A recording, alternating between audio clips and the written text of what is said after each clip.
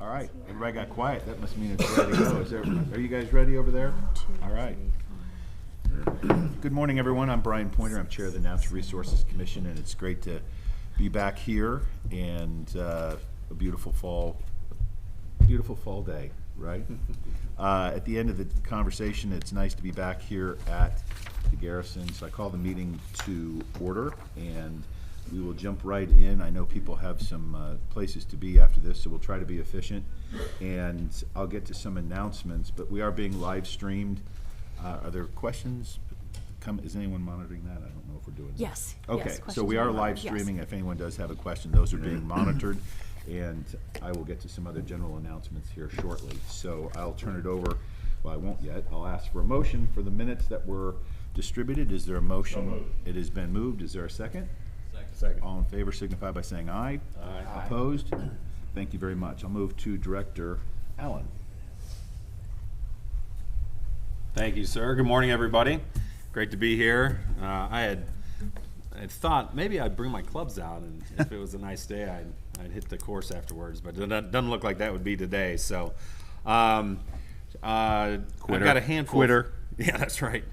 Handful of things I'd like to address here this morning. I'm going to start off with our new Director of State Parks, Brant Bauman. If ask him to come on up to the microphone. We selected Brant from a national search that we did. How long ago was that? Maybe 3 months now? 2 months? About 2 months, yeah, August. And we had one heck of a group of people that applied for the position, and very capable folks, and it was great to sit down with Brant a handful of times, and his story of starting in the parks down at Spring Mill as a high school kid and working his way up through the parks is outstanding. But I can tell you that the thing that really impressed me most about our conversations with Brant was his messages of forward thinking and new ways and creative ways to help make our parks an even better and more inviting and place for Hoosiers and folks from outside the state to visit, and how we can improve services. And I just was really impressed by his forward thinking, his knowledge and leadership, and I'm extremely excited to have Brant in that position. And Brant, would love for you to say a few words. Sure. Well, thank you so much. I am absolutely honored to serve as the new director of Indiana State Parks and to work alongside the commission and preserving our parks heritage. I'm really grateful for Director Morrison and Chris and Maddie giving me the opportunity to do this. I'm really grateful to the directors and team that have come before me to lay the groundwork for this, and it's just a really busy and exciting time to be the director of state parks. As Director Morrison mentioned, I've spent a career doing this. I've spent the bulk of my career as the property manager at Indiana Dunes State Park, but was also at Spring Mill as assistant manager for many years, and then have since been North Region manager and deputy director of operations. So this really is a absolute dream come true, and something I never imagined would happen. The Indiana State Parks has built a remarkable legacy of conservation and recreation and public service over the past 107 years or so. And as I step into this role, my commitment will be to preserve and advance that mission, while, as the director said, integrating emerging technologies and innovative approaches. This is an exciting time in that arena. In the park world, there are many, many companies that are entering the foray, and lots of new technologies coming out that can advance what we do while still honoring the traditions and our mission and the way we've always done things. So, we also want to strengthen conservation efforts and expand access to our parks for all Hoosiers, regardless of ability. So, with that, I look forward to working together and ensuring our state parks remain treasured resources for Hoosiers and guests for years to come. So, thank you very much. Thank you, Ron. I'll stay on I'll be kind of heavy park themed here this morning. To stay on that, here about 2 weeks ago, I finished up visiting all 37 state parks and rec areas, and I can tell you that we have one heck of a park system here in this state. The diversity of parks, what we have to offer, and most importantly, then our people that work in the parks are the property managers, the assistant managers, the office managers, our maintenance crews, the naturalists, everybody that makes our parks run. It has been an amazing journey to get to meet them and see what they do.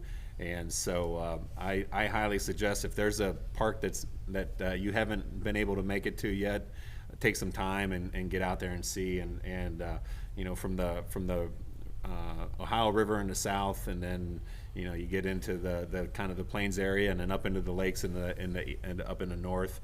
We have so much to offer, and we've got a great park system. So it's been great to see, and I'm very proud to be a Hoosier to have what we have, and everybody in this room is a big part of that. I've got a great executive team, and it's always, you got to be careful when you point a couple people out, because everybody deserves it, and I'll take time over our next handful of meetings to talk about everybody, but I'm going to talk about two here this morning. Greg Sorrells. Greg has done an amazing job for us. I really want the commission and anybody out there listening to know, the work that he has put in to put us in a better financial situation than we were, to continue to make strides on that.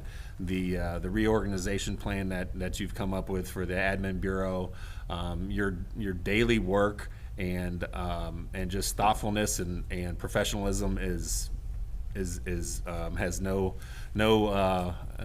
bounds. And so I just want to say thank you very much for everything that you've done and continue to do. I really enjoy working with you. You're a true professional, so thank you.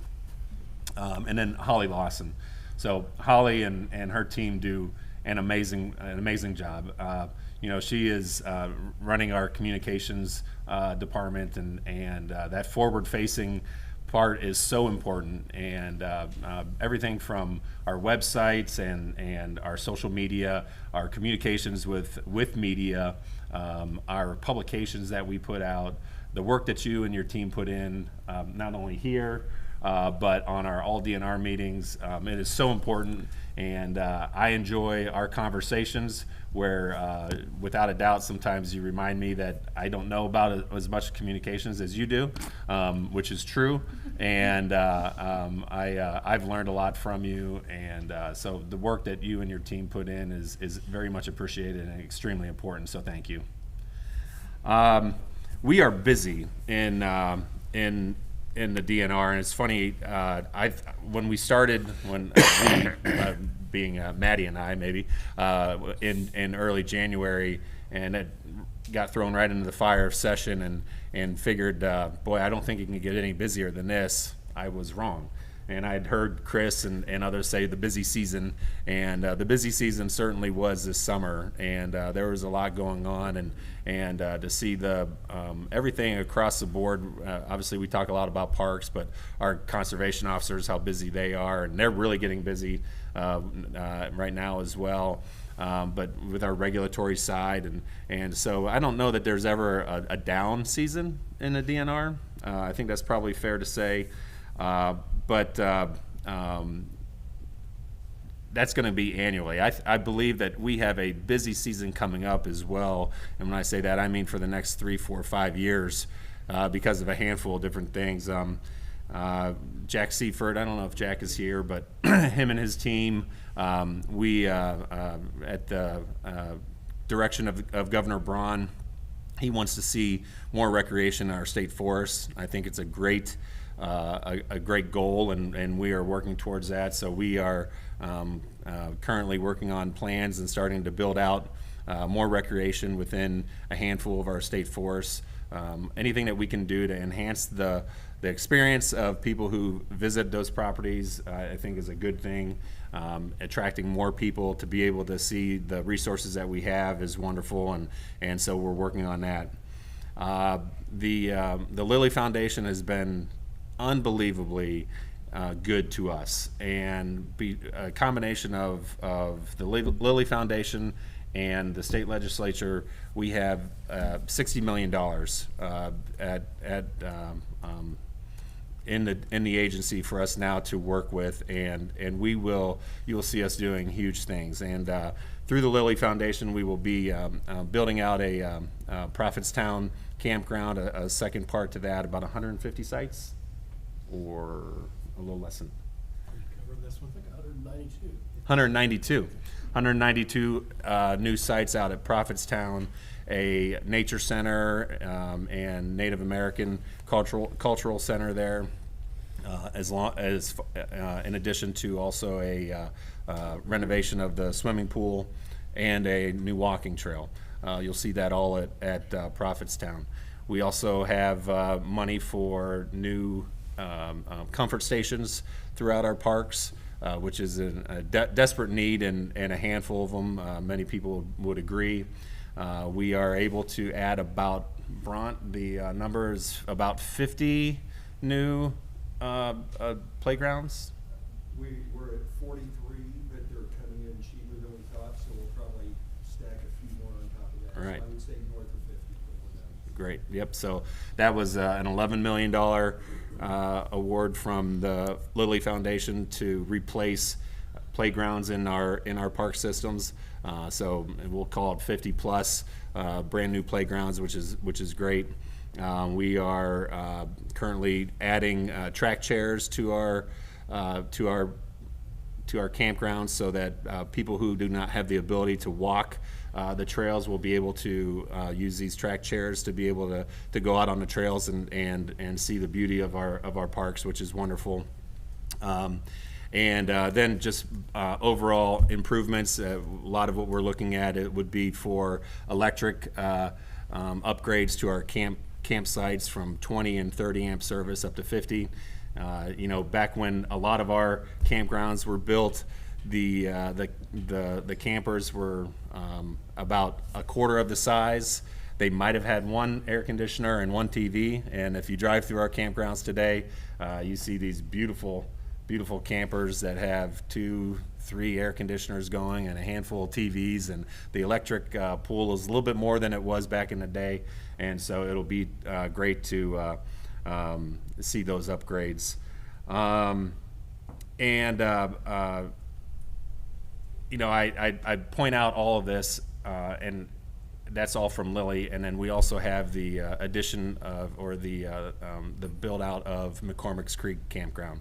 And so Budget Committee was very good to us the last cycle, and they okayed $18 million for the build out of McCormick's Creek, and then with some federal dollars that we'll add to that, we will have $25 million for McCormick's Creek Campground. It will be a shining example of a brand new, state-of-the-art, full hookup, beautiful campground here in Indiana, and it'll be, I think, really one of the best state park campgrounds in the country. It'll have wonderful comfort stations and facilities and playgrounds, great all paved sites, and it will be a beautiful site. Will it be larger than the previous or smaller? It will be smaller. The number will be. The number of sites will be less. Sites will be larger to accommodate the yeah. larger units. So again, McCormick being the first park was relatively small compared to Yeah. the current campground, so we're taking the opportunity to enlarge sites. Yep. So with all that being said, we've got a lot over we're going to be really busy over the next 4 or 5 years with construction. And so now I'm going to sound like I'm talking out of both sides of my mouth. What we need to do as an agency, with what we are appropriated by the legislature and what we can do financially is maintain the facilities that we have. One of the major points that I noticed in my travels across the state, not only within our parks but within our fish hatcheries and other facilities that we have a maintenance issue, and that we really have to address. And so we will do that. We will create basically a triage list, and we will work down through this list as quickly as we can and appropriately as we can. But we have a lot of facilities that are in major need of maintenance, and so as we come up to each budget cycle, we'll determine what our biggest needs are and try to address those. But there are it's through no fault of anybody, but decades of probably not the correct amount of and appropriately placed maintenance has certainly starting to show its rear its head, so to speak. And so the maintenance and preventative maintenance will be a big thing that we work on moving forward as well. So I think we've got a lot on our plate as an agency, but the good thing is we've got great people to make it happen, and innovative people, professional and passionate about what they do. And so I feel great about the direction of the agency, and I couldn't be happier to be a part of it. So thank you all very much for all you do. Well, you could have gone down the list, but in addition to that, I think it's been a great job by all of those, Maddie and Whitney and Stephanie and you, to merge and get into a new. We got rid of the division of hearings, and that's merged. So you've had a lot to deal with, and it's all gone very smoothly, and we're the beneficiaries of that. So we appreciate it. Yep. We'll turn to Deputy Director Smith. Yeah, good morning, Mr. Chairman. Thank you. I think the director is maybe learning the secret of each division has a busy season, but as an agency, it's always busy. And part of that is kicking right in, Division of Fish and Wildlife. So hunting seasons are well underway now, with youth deer season taking place a couple weekends ago, and the archery season kicking off in October 1. Firearms will be here with us pretty soon on the 15th of November, so by the time we meet next, that'll be well underway. I know I mentioned it last time, but I'm going to repeat it again. I would just ask everybody listening out there to remember we do have a new license platform this year. We're encouraging everybody to go into it a little bit early because it is different than what they are accustomed to. So get in there, figure it out, or if you're having issues, reach out with your questions and we'll help you get through it. But probably not a good year to be a last-minute buyer because it's going to look a little different than it has in previous years. So don't want you panicking the night before seeing something new. The other important part for deer season this year, as a response to the severe impact of EHD in a handful of counties, the department has adopted an interim rule that lowers the antlerless bag limit in 7 counties. So Jennings County, the bag limit was reduced from 4 antlerless deer to 2. Jackson, Scott, and Jefferson, it was reduced from 4 to 3. And then Bartholomew, Martin, and Switzerland from 3 to 2. And those numbers and maps are all on our website for reference as everybody's getting out there this season. Another one of the divisions is kind of ramping up this time of year, Division of Forestry. They opened up sales from the nursery system October 1.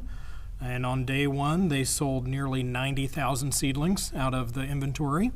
So they are extremely busy getting those orders in, and then we'll spend the next several months getting those out and in the hands of the public for reforestation efforts across the state. Forestry is also preparing to hold their annual open house series. That comes at the end of the month. Each year they hold an open house at each of the forest properties or forest complex. They share accomplishments of the past year, discuss projects that are occurring in the coming year, And I think each of these meetings this year also come with a property hike if anybody's interested in getting out and learning a little bit more about the forest that's in their area, or maybe a forest that they haven't visited before. So would encourage you to attend those and learn a little bit more about the work that happens on our state forest system. And then I think finally, kind of after a brief little reprieve for back to school, park staff are seeing traffic pick back up for fall events that are getting ready to kick off into high gear. All of our properties host special events in the fall, making it an extremely busy time of year for us. Halloween decorating weekends and campgrounds have become really popular, with several of those campgrounds filling up 6 months in advance with the reservation window. In conjunction with the fall colors, we'll be keeping the park staff hopping over the next several weeks. So with that, Mr. Chairman, I will turn it back over to you. Great work. Thank you very much. I turn to Deputy Director. Yes. Sure. Yeah. Back on the license, I just wanted to reiterate, I went in about 3 weeks ago, and I would, your words of get in there early, people. It's a little time consuming on the new platform. With that said, we talked last year about, going through Access Indiana, which you still have to do. Where are we with versus Missouri versus Ohio? Why do we need to go through Access Indiana? I think you explained it last year based off Indiana law or something, but let's talk about that because it is two pieces. The Brant system, and this is where we get Brant and Brant mixed up all the time. The Brant license system. right. It is in at least 17 other states, so it's a very nationwide platform at this point in time. And so the first year you're in it, you're loading in some information that'll make it easier in all your different coming iterations. So there's kind of a first time get in there, and then as far as the Access Indiana, that goes to kind of the one username password system for the state. Right. So you enter Access Indiana, and then you have access to your BMV account. You have your access to your license account. I wanted to make a comment that that I has think been I think kind of it's the a struggle. deterrent. I think that at some point we should study that. I think it's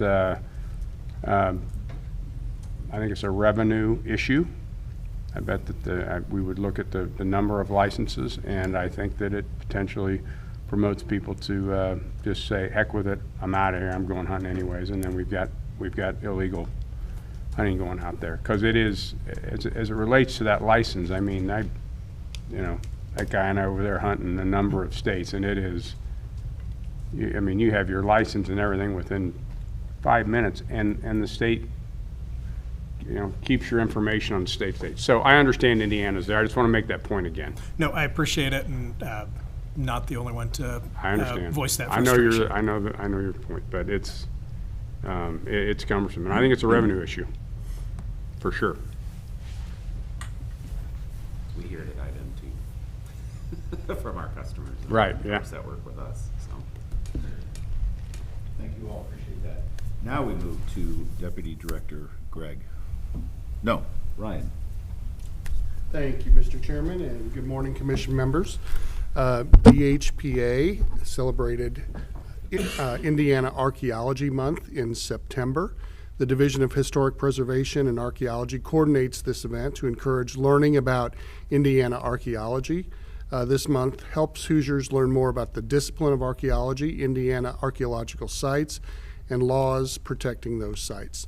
The theme this year focused on how archaeologists play important roles in the investigation and documentation of cemeteries statewide. State laws protect Hoosier cemeteries, and archaeological work is a key component for preserving, documenting, and protecting those cemeteries. Even though Archaeology Month has passed, I believe there still may be some resources up on the DHPA website if anyone's interested. Moving over to Division of Water, on April 21st, 2025, Governor Braun signed Executive Order 2563 that directs the completion of a statewide water inventory and management plan. This effort builds on regional studies conducted by the Indiana Finance Authority and will include the development of a statewide water planning framework, recommendations for expanding Indiana's water monitoring networks, and development of an online water data hub. Input from all water use sectors and the public will be sought, with final report being presented by December 31st of 2026. And finally, the Division of Reclamation is seeking a member of the Commission to serve on the Surface Coal Mine Reclamation Bond Pool Committee. This committee meets annually to discuss and administrate the bond pool and mine reclamation projects. This is a 5-person committee, and the time commitment is relatively minimal. The committee will meet on December 8th in Jasper, Indiana next. And so if anyone's interested, don't all raise your hands at once, but I will need to follow up just to see if someone might be able to sit in and cover that. So Bart has done that in the past most recently. I don't know if anyone else has been part of that committee. He expressed an interest to No. retire? Yes. Okay. He's expressed an interest to Thank you. retire, so we're looking to fill that. And that concludes my report. Thank you. Thank you. Now we go to you, Deputy Director Greg. Thank you, Mr. Chairman, members of the committee. We talked about this a little bit before, but we have received approval for our 5% reduction plan, so we're in the midst of implementing that. The plan reduces our staffing levels by 100 employees, and we manage an additional 50. I can't thank our staff that have stepped up and really have done a wonderful job filling in those, areas where they have, so kudos to them. We're in the final phase of the Admin Bureau reorganization. Really positive. We expect the delivery of the first 13 law enforcement vehicles the week of October 13th. And we'll be passing on the best of their best to properties to use those. Director Morrison talked a little bit about our capital projects in September. The Lilly Endowment Grant Match, the McCormick's Creek Campground, and then finally the Potato Creek Lodge FF&E. So for October, we have phase 2 of the Brown County Equestrian Campground and the Versailles swimming pool. So, and we continue to work through just a series of annual audits, the annual financial report, and then finally monitoring the federal shutdown. So with that, Mr. Chairman. Thank you very much. Appreciate it. Nice words spoken too, and we appreciate all you do from Director Morrison. Pat, I assume that the advisory council has not met? Mr. Chairman, we tried to get a meeting scheduled, but we just could not get a quorum before this meeting. So we are now, we're going to have to see where we go forward now, since this is my last meeting. Okay. And I just wanted to say, Phil, Jane Ann, Brian, and I have been around here for more than 20 years, and it's been a great opportunity to really have an impact on things that are important to me. The people have changed over time a lot. There's not very many faces that were in this room 20 years ago, but it really has been a great opportunity, and it's also been a lot of fun, and hopefully we had some impact on some things that have worked out okay. I'm just traveling much more now. I'm spending a lot more time in Kentucky and Florida, and I just don't want to be where I can't make meetings. And so it's not that I'm going away, it's just the fact that I just don't think it's right that I fill a seat if I can't be here all the time.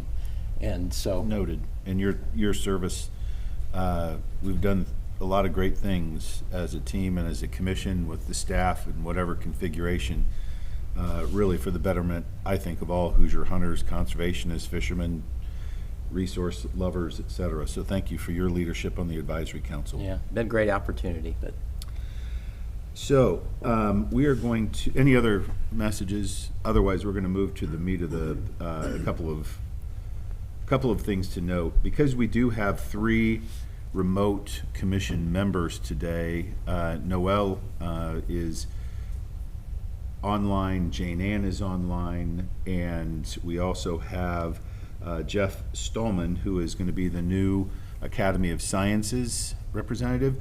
So Jeff, you're off the hook until the next time we meet for a formal introduction. But because we have these remote parties, we do need to make sure that we follow some proper protocols. So with each of our agenda items, we're going to take a roll call, which Whitney will help us with. So I'm going to go back. I should have done this with the minutes, but I didn't have time to explain kind of why we were doing that. It's just a little bit different. So she'll quickly go through the roll. So I'm going to make a motion that we accept the minutes that were filtered around. And Whitney, if you want to take a roll. Can we get a second? A second, I'm sorry. Second. It's been Thank moved you. and, I just assumed. No, we're It's good. been moved and seconded. All in favor signify by saying aye. We're not going to do that. We're going to take a roll. Okay. Chairman Pointer, Yes. Vice Chairman Janie Ann Stotts. Yes. Okay. We have, I apologize, Carl Woodrich. Yes. Okay. Deborah Law. Yes. Noel Sidlick. Yes. Okay. Jeff Stallman.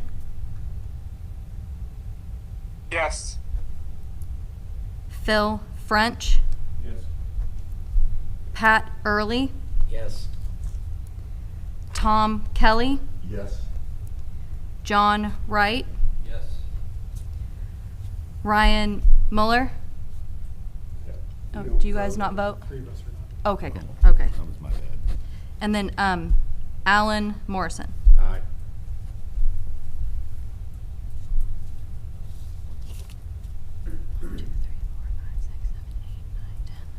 We have 11 ayes, 0 nays. It prevails. Thank you so much. Also remind, if you have your paperwork, make sure you get that back to Whitney that was in front of you, or to get that back to her. The agenda calls for a November 16th meeting, which would be our last officially scheduled meeting. Due to some travel, October was prohibitive, so we moved it graciously to November, and I appreciate everybody changing their schedules to do so. That meeting may or may not occur depending on agenda items. Stand by for the next week or two as we evaluate that as to whether or not that meeting is actually going to be necessary. But for now, keep it on. We will have dates for next year's meetings by that period of time, by probably in the next month or so, so you can populate your calendars. Deb, I understand this is your last official meeting from MDOT as a proxy. You finally, it's like the Hotel California. You figured out how to check out. Good for you. Well, thank you for all the work that you do. And thank you for those that are online today. I also graciously thank all the IT people that set this up. I know each week, each time we get together, it seems like there's more and more, but thanks to the communications department for making this accessible to everybody around the state. It's my understanding that there was no update on the AOPA committee. Jane Ann, is that correct? That is correct, and just kudos and thanks to Whitney as we work through and the staff work through the transition of the division of hearings, so thank you.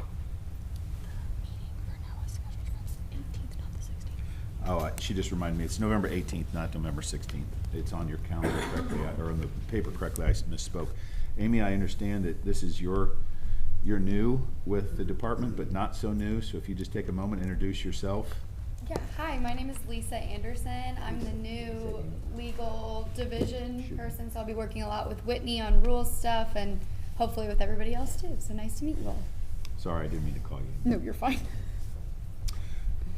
Hopefully that's not a harbinger of things to come for the rest of the agenda. Now we're going to move to the business items at hand. And Dan, I know you wanted to speak on several items. Do you want to do that at one time? Do you want me to call you for each one? I'll just come up as, just come up as you guys are talking over them, if that's okay. Okay, did you want to speak on agenda item 3? Yeah, can you remind me which That one? That is our next item. Report to the commission regarding the summary, not yet, but report to the commission regarding the summary results of the public survey regarding fur bearer hunting contest activities. I invite Jerry Ann to come forward. If you want to, just let me know. That's the one I don't. Okay, thank you. Thank you, Jerry Ann. Hi, thanks for having me. I'm Jerry Ann Albers with Division of Fish and Wildlife. I am following up because we had on a request from the commission back in December 2022 Nancy Tatum submitted a citizen petition asking us to consider banning coyote hunting contests. We collected what data we had at the time and made a recommendation in March of 2023 that based on the data we had, the public was largely neutral toward contests. It was a small number of hunters participating, a small amount of our harvest. We recommended no change, and you all discussed that and approved that recommendation at the time, but you did direct us to follow up and try to figure out a minimum number of contests happening in the state, because that was one piece of information we did not have. So for the last 2 years, the 23-24 and 24-25 hunting seasons, we made an attempt to figure out how many contests, a minimum number that were happening in the state. And so we provided a report on that. Basically, we think the minimum number happening every year is probably 10. We had 24 the first year, and 11 the second year. So it varied a lot by year. Most of those contests were focused on coyotes. And they happened mostly in January and February during the months post deer hunting, but when the coyote season is still open. So we want to close that loop. That doesn't change anything about our recommendation at the time, but we wanted to follow up since you requested that information from us. To get that data, we did rely on DNR staff to let us know, because they're all people active in our communities, they're outdoorsmen. So we asked if they saw a contest happening to send it to us so we could database it, and that's how we collected that information. And just a side note, this was focused on a contest that involved harvest, so it did not involve like dog trials, which are typically, I think of them as catch and release, though I don't know that other people think of them like that. So, yeah. This is kind of an information update item. It's not an actionable item, but two people are here that would like to speak on that. So if you could stand by perhaps. And with that, I'll invite Samantha to come introduce yourself and who you represent. Yes, thank you so much, Mr. Chairman and members of the commission. I really appreciate your time today, and I just wanted to thank Director Westefeld and Jerry Ann for the conversations over the years on these wildlife killing contests. My name is Samantha Chapman, and I'm here on behalf of Humane World for Animals and our members and supporters who love wildlife across the state. I understand that this is just an informational update, but I wanted to reiterate our organization's position that we would encourage the commission to ban wildlife killing contests. Several years ago, we did an investigation at a fire department that hosted a contest that killed, over 60 coyotes, and this is also not just coyotes but fox as well. And our members find this really incredibly egregious and barbaric. A lot of times these contests are occurring for just killing for cash and prizes, and not really following the fair chase principles of ethical hunting. And so we really would like to encourage the commission to, continue these conversations. Based on our understanding, I think what Jerry Ann just presented is accurate. We believe there's dozens of contests that still exist across the state. And so we would just really like to encourage you to consider looking at that data and to really ban them in the state on behalf of our members and supporters. So I really appreciate the opportunity today to speak with all of you and the continued conversations. We're grateful to be stakeholders. And with that, I just wanted to make that statement. So thank you so much. Appreciate you as always. Thank you. Also, Ms. Tatum, if you'd like to come forward, introduce yourself. I understand you were the progenitor of this a few years ago, so it's nice to see you back. So if you just introduce yourself and who you represent. Okay. And you can pull the microphone a little closer to you so we can capture. I've shrunk a lot. Thank you for, I appreciate being able to be here today. My name is Nancy Tatum, and I'm the one that wrote the letter a few years ago about this matter. And I was unaware of the meeting today until a friend of mine told me yesterday about this. So I'm glad I could be here to speak. I have a question about this. What does the NRC need or want in order to change this administrative code regarding these killing contests? As stated, there was a survey done by Purdue. I'd like to know how many people in the general public were asked about this. I don't know where to find these answers, so I'm not even sure who to ask. Maybe Jerry Ann or somebody. I'm gonna give you the ultimate deferral because the person that is your best resource is standing to your left. Yeah. and that's an ongoing conversation. Obviously, I know they're open to those conversations, so if you're open to that, and I'm sure Jerry Ann would be willing and has over the time, she can answer any of those questions and perhaps Okay. get you a more complete answer than us extemporaneously offering something today. Is that fair, Jerry Ann? Okay, that sounds great. And thank you for making the time to come. Okay. It only makes sense that in this survey, it says the trappers and hunters that were included in this survey would not be in opposition. The goal of these killing contests is often simply to kill as many animals as possible, which violates the principles of fair chase and respect and respect for wildlife that most hunters actually value. Animals killed are often not used for food or fur, and their carcasses are discarded after being weighed. Killing adult animals can leave orphaned young or to starve or die from exposure. Responsible hunters oppose these events because they give hunting a bad reputation by encouraging wanton waste and a disregard for ethical principles. When a pack's alpha animals are killed, it can lead to smaller, less experienced packs forming, and these less skilled animals are more likely to prey on livestock. Carnivores like the coyotes and foxes play a critical ecological role. They help control rodent population, clean up carrion, and increase biodiversity. Removing them creates ecological chaos. A lack of adequate habitat is the primary factor limiting game populations. I know that some people think that the coyotes, they predate on the deer and things, which I'm sure they do, but it's actually a lack of adequate habitat is the primary factor limiting the game populations, not predators. Some contests encourage youth participation, which seems like it would promote cruelty, sending a message that killing is a game. It is a responsibility of the state, the DNR, the NRC, to hold natural resources in trust for the public, not for a few to exploit. And I thank you, and I hope that you will consider anything to maybe change this. I appreciate it. Well-spoken remarks on short notice. Good job. And we appreciate that. I'm sure Jerry Ann and you can have further conversations, and if there is potentially anything that comes from the department, it'll come through our advisory council and ultimately back here. So thank you for making the trip, and we appreciate you. Well, I appreciate, being here, and I have the opportunity to speak, so that's good. Thank you very much. Where are you from? I live in Carmel. Okay. Thank you for making the trip. I didn't drive far. All right, we'll move to agenda item 4, consideration of the hearing officer report on rule processing, public hearing, and hearing officer analysis with recommendation regarding final action to add rules to 312 IAC 9-10-28 to establish invasive carp harvest permit, etc. And I invite Whitney. You can just stay right here if you want. Thank you. So preliminary adoption for this rule package occurred on May 20th, 2025 at the commission meeting. The public comment period began on June 11th and ended July 14th. The first public hearing was held on July 14th at the Sugar Ridge Fish and Wildlife Area in Winslow, Indiana. The meeting was also live streamed via Teams, providing members of the public the opportunity to appear in person or through the Teams application and provide comments. There were no comments received during this meeting except for comments that essentially stated that rules were required.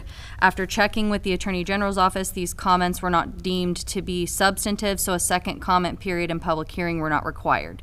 There were no changes made to the proposed permanent rules by the department, and the proposed rule adds a new opportunity for commercial fishing permit holders to catch additional invasive carp that they harvest under the permit for profit and to help reduce the invasive carp population, which helps Hoosier anglers.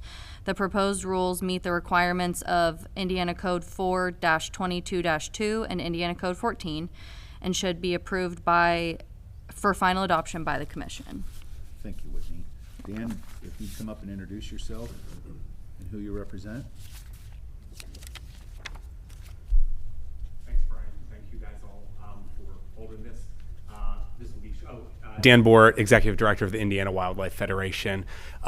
We are a statewide advocacy group for conservation, hunters, fishers throughout the state. just here to say thank you guys for doing this. It's a great step forward. I think anything we can do to get more people out there harvesting these invasive carp is a great thing. Would love to see some way that we can bring in outside partners. We'd love to help with it if we can to get these fish into the market in a substantial way. It is a great protein. It has a bad reputation because of its name, but it's arguably the safest fish to eat in this state, and we are doing an environmental service every time we kill one of them. So we have brainstormed with various groups about ways to bring this to people facing food insecurity. There's a lot of challenges there, but love what you guys are doing. Applaud the effort to get more people out there fishing. The one thing I will add is we just hope that the enforcement of inadvertent bycatch will be enforced. It's right there are other fish that are caught up in this process, and we trust the fishermen that are out there, but hope that our DOC officers will continue to do a great job of enforcing such laws. Thank you, guys. Any questions? If not, we'll do a roll call vote. Is there a motion to accept the hearing officer's report as presented? So moved. Is there a second? Second. Whitney? Chairman Pointer, Yes. Vice Chairman Stotts, Yes. Secretary Morrison, Aye. Carl Woodrich, Yes. Deborah Law, Noel Sedlick, Yes. Jeff Stallman, Yes. Phil French, Yes. Pat Early, Yes. Tom Kelly, Yes. John Wright. Yes. The motion passes 11 yeas, 0 nays. Thank you very much. We'll move to agenda item 5, consideration of the hearing officer report on rule processing, public hearing, and hearing officer analysis with recommendation regarding final edition or final action at 312 IAC 9-18.5, defining the term harvest per effort and other rules. Whitney? Preliminary adoption for this rule package occurred at the May 20th, 2025 commission meeting. Public comment period ran from June 11th to July 11th. The first public hearing was held on July 11th at the Fort Harrison Inn in Indianapolis, Indiana. The meeting was also live streamed via Teams, providing members of the public the opportunity to appear in person or through the Teams application and provide comments. There were no public comments received either during the comment period or during the meeting. There were no changes made to the proposed permanent rules by the department. The rules establish permanent rules for scheduled deer hunting in designated areas for population management. The proposed rules meet the requirements of Indiana Code 4-22-2 and Indiana Code 14 and should be approved for final adoption by the commission. If there are no questions, is there a motion to accept the hearing officer's report as presented? Who was that? Phil? We just need to capture that. Second. And Allison with a second. Yep. And a roll, please. Chairman Pointer, Yes. Vice Chair Stotts, Yes.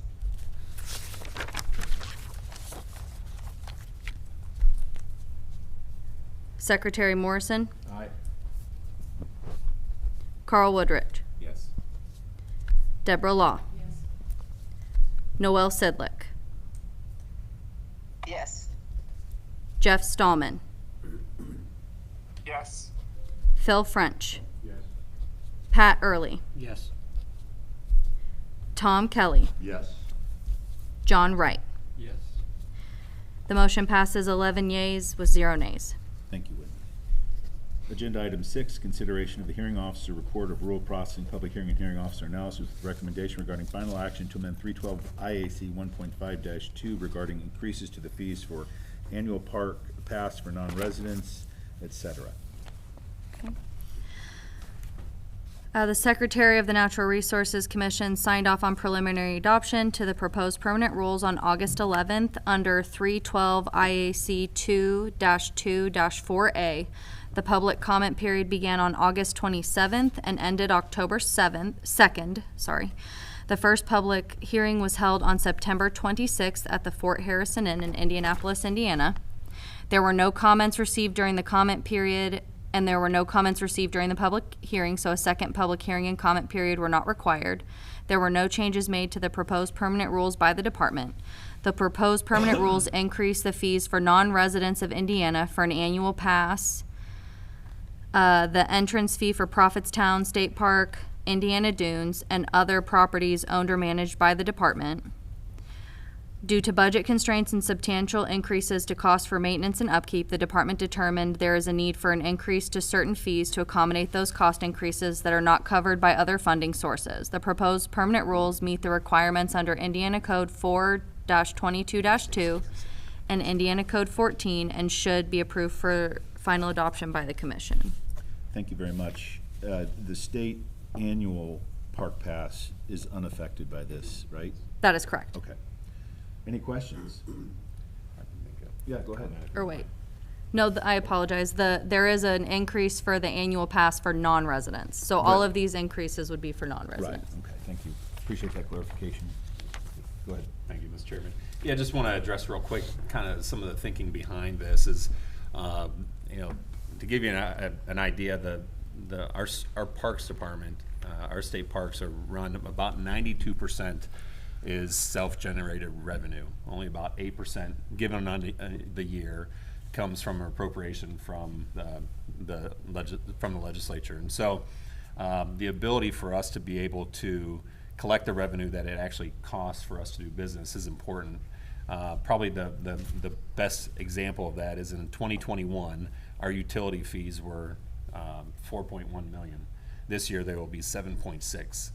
And so we have to have the ability to keep up with, you know, outside forces that we have no control over. And so this and some other revenue streams are really the only way that we can do that. And so, you know, we would love for us to never have to raise a fee and for you know, things to stay as is, but that's just not the reality of the world that we live in today. And so this is one of our tools in our toolbox to be able to continue to provide the best service and maintenance that we possibly can. So that is the thought process behind the step that we're taking.